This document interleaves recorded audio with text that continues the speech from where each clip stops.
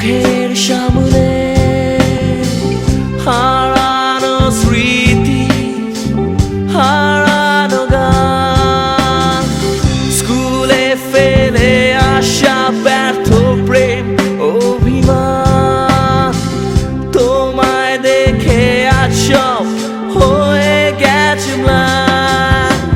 স্মৃতি স্মৃতি স্মৃতি রয়ে যায়, স্মৃতি স্মৃতি স্মৃতি রয়ে যায়, স্মৃতি স্মৃতি স্মৃতি হয়ে যায়।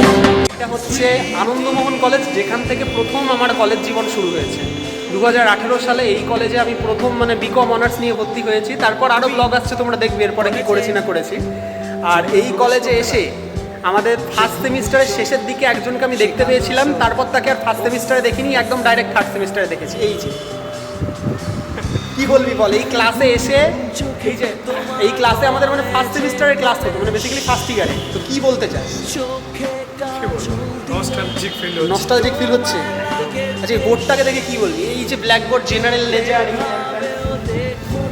হ্যাঁ, সেটাই দেখছি এত বছর। শুধুমাত্র আমি না, আমি তো আনন্দমোহন কলেজে পড়েছি, সিটি কলেজের ইভিনিং এ, আর দিদিরা পড়তো সিটি কলেজে। দিদি 2012 ব্যাচ।